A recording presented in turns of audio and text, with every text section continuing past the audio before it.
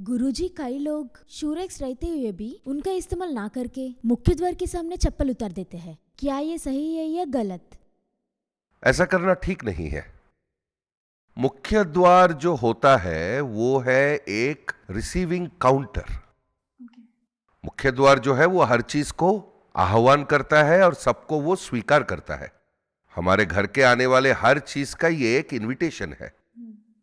आपके घर का मुख्य द्वार कहीं पर भी हो, it is a receiving counter, मतलब आह्वान करने का वो एक द्वार है, एक काउंटर है। मतलब वहीं से हमारा जो है संपद हो, धन दौलत हो, मित्र हो, चाहे वो शत्रु हो, कोई भी हो, वहीं से वो अंदर आते हैं। तो उस तरह के जगह को अगर हमें शुभ फल देना हो तो वहां पर जो है पॉजिटिव वाइब्रेशंस को अच्छी तरह डेवलप होने के लिए उस तरह का एक एटमॉस्फेयर हमें क्रिएट करना पड़ेगा। उदाहरण के लिए हम वहां पर आम के पत्तों को टांगते हैं, फूल के माला लगाते हैं, और देखिए केले के पेड़, इस तरह की कई चीजें होते हैं। हल्दी और कुमकुम से हम द्वार को लेपते हैं, उस पर आम के पत्ते लगाते हैं। ये सब इसलिए करते हैं कि पॉजिटिव वाइब्रेशन ज्यादा से ज्यादा डेवलप हो। द्वार पर दिए भी जलाते हैं, दीपावली की रात को दिए भी जलाते हैं। वहां पर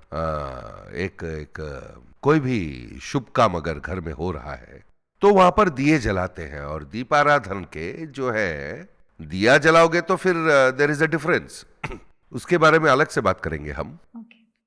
दीपावली वगैरह इस तरह के त्योहार जब आते हैं वहां पर दिए भी जलाते हैं। ये सब करते हैं क्योंकि उस जगह का पॉजिटिविटी को हमें बढ़ाना है, एक अनुकूल शक्ति को हमें और मजबूत बनाना है। उसे बनाने में ये सब सहायता करते हैं। तभी उस जगह से हमें जो है मिलने वाली अच्छी चीजें, धन, खबरें, अच्छी खबरें, और देखिए अच्छी फ्रेंडली एटमॉस्फेयर रखने वाले दोस्त, इन सबके मिलने में वो जगह काम आएगा और वो आकर्षित करेगा।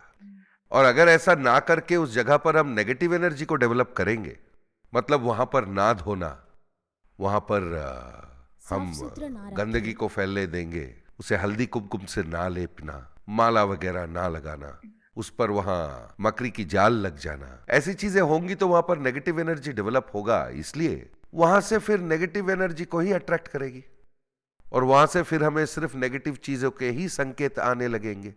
हमारे अंदर नेगेटिविटी भी फिर बढ़ने लगेगी। इसके वजह से हमारे आने वाले पैसे नहीं आएंगे, घर पे आने वाले हमारे दोस्त जो हमारी भला चाहते हैं वो नहीं आएंगे। कल हमें कुछ पैसे मिलने वाले थे वो रुक जाएंगे। जो पैसे घर पे आ रहे हैं वो रुक नहीं रहे हैं, कोई भी कारण से अनप्लैंड तरीके से खर्चा हो जाएगा। इस तरह की चीजें होने लगेंगे। इसीलिए हमें कभी भी मुख्य द्वार के पास पॉजिटिव एनर्जी डेवलप करने वाली चीजों को रखने चाहिए और नेगेटिव एनर्जी डेवलप करने वाले चीजों को हटा देनी चाहिए। ये चप्पल छोड़ने का जो एक रिवाज है, ये नेगेटिव एनर्जी को बढ़ावा देने वाला एक विषय होता है। नेगेटिव चीजों को डेवलप करने वाली कई चीजें होती है, उनमें से एक होती है चप्पल वहां छोड़ना। कोई आपके घर पे आया, मुख्य द्वार के सामने ही चप्पल उतार दिया, द्वार के सामने, वो तो घर के अंदर आ जाएंगे पर आप देखोगे तो द्वार के सामने ही आपको चप्पलें दिख जाएंगी 2-3 फीट के दूरी पर। तो वो आए हैं, 1 घंटा भर रुकेंगे, फिर अपने चप्पल पहन के वो निकल जाएंगे, पर वो अशुभ ही फल देगा आपको। तो आप बिना कोई संकोच के चप्पल बाजू में रख दीजिए कह के, या फिर कम से कम 4-5 फीट की दूरी पर या 6 फीट की दूरी पर, दरवाजे के बिल्कुल सामने ना उतार के, कहीं भी थोड़ी सी बाजू में उन्हें चप्पल उतार के आने को कहिए। आपका मुख्य द्वार अगर पूरब को है, सोच लीजिए हमारे दरवाजे के सामने यानी कि लेफ्ट साइड में वो ईशान कोण होगा। उस तरफ चप्पल तो बिल्कुल नहीं उतारने चाहिए, ईशान कोण में चप्पल बिल्कुल नहीं रहने चाहिए, झाड़ू को नहीं रखना चाहिए, कूड़ा वगैरह वहां नहीं रखना चाहिए। इनको मानना पड़ता है। इन सारी चीजों से मुख्य द्वार पर असर पड़ता है। इसलिए जो है ईशान कोण में चप्पल बिल्कुल नहीं छोड़ने चाहिए। झाड़ू हो गया, आला हो गया, फावड़ा हो गया, कोई भी भारी चीज उस तरफ मत रखिए, ना रखना ही अच्छा होगा। फलाना चीज को रख सकते हैं ऐसा कोई भी चीज नहीं है ईशान कोण में रखने वाला, इसलिए कुछ भी मत रखिए, खाली छोड़ दीजिए। तो बाईं तरफ जो है, द्वार में से हम बाहर निकले तो हमारा राइट साइड जो है, द्वार का राइट साइड, उसे आग्नेय कोण कहते हैं। उस तरफ 4-5 फीट के दूरी पर आप चप्पलें छोड़ सकते हैं। दूसरी बात, कई लोगों के घर में पूरब की तरफ पूजा का मंदिर होता है, उस पूजा घर के पीछे की तरफ भी चप्पलों को नहीं उतारने चाहिए। अब हम पूरब की तरफ मुख करके पूजा करने बैठते हैं ना, तो भगवान की मूर्तियां जो है वो पूरब की दीवार पर होती है, उसी दीवार के पीछे की तरफ चप्पल वगैरह आप छोड़ दोगे। वहां पर तो कुछ भी मत रखिए, सिर्फ चप्पल वगैरह ही नहीं, किसी भी प्रकार के कोई भी भारी वस्तु वगैरह उस तरफ ना रखे तो बेहतर होगा। सिर्फ मुख्य द्वार के सामने ही नहीं, पूजा करने का जो मंदिर है, आप खड़े होकर पूजा कीजिए चाहे आप बैठ के पूजा कीजिए, पर उस दीवार के पीछे की तरफ किसी भी तरह की चीज मत रखिए। अब चप्पल वगैरह रखने के लिए कोई भी एक चप्पल का स्टैंड वगैरह तो जरूर होगा, उसे एक बाजू में जहां पर भी हम सोचते हैं कि यहां पर हम चप्पल छोड़ सकते हैं, वहां पर उस स्टैंड को रख के उसके अंदर चप्पल वगैरह छोड़ना सबसे बेहतर होगा।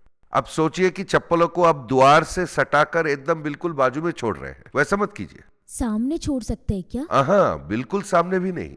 हम जब घर से बाहर कदम रखते हैं, हमारे मुख्य द्वार के एकदम दाहिनी तरफ ना छोड़ के कम से कम 4-5 फीट की दूरी पर छोड़नी चाहिए। आप उन्हें जितनी दूर छोड़ सकते हो उतना बेहतर।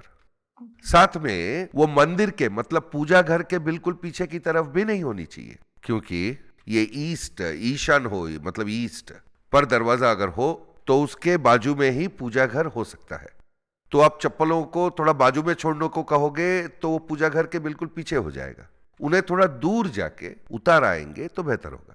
ये सिर्फ चप्पल वगैरह का विषय ही नहीं है, आपके घर पे कई लोग पता नहीं कहां कहां जाके घूम आते होंगे, फिर आपके घर पे आए तो चप्पल को एकदम सामने छोड़ दिया, ये और भी बुरा हाल कर देगा। जब कोई भी चप्पल किसी गलत जगह से होकर आती है, उसे बाहर ही धो देना चाहिए। उन चप्पलों को धोकर साफ करके बाहर छोड़ के ही अंदर आना चाहिए। अब अपार्टमेंट कल्चर आने के बाद इन सब का ध्यान रखना काफी मुश्किल हो चुका है, पर ध्यान रखना बहुत ही जरूरी होता है। अब सोच लीजिए कि अपार्टमेंट में रहते हैं, सोच लीजिए कि हमारे फ्लैट के सामने, हम जिस फ्लैट में रहते हैं उसके सामने जगह नहीं है, नो प्रॉब्लम। आपके अपार्टमेंट के आने के बाद नीचे में कॉमन एरिया में, पार्किंग एरिया में जरूर कोई ना कोई टैप होगा, वहीं पर आप अपने पैर धोकर लिफ्ट लेकर अपने फ्लैट में जा सकते हैं। तो इस तरह की छोटे छोटे सावधानियां बरतने से हमें मुख्य द्वार के विषय में हमें लक्ष्मी जी की अनुग्रह जरूर मिलेगी। मतलब जो धन घर आ रहा है वो घर पे रहेगा, आने वाले जो पैसे हैं वो आएंगे, आने वाले पैसों को रोकने वाली परिस्थितियां कम हो जाएंगी। मतलब पहले चप्पलें वहां छोड़ देते थे तो इस तरह की परिस्थितियां थी, वैसे छोड़े बगैर सावधानियां बरती तो आने वाले पैसे, पकड़ लीजिए कि 10 लोगों को आपको देना है तो उनमें से 8 लोगों के पैसे आपके वसूल हो जाएंगे। इन सारी चीजों के जो है फल अच्छे होते हैं, so that you can plan well for any future events and you can earn more money and save more money.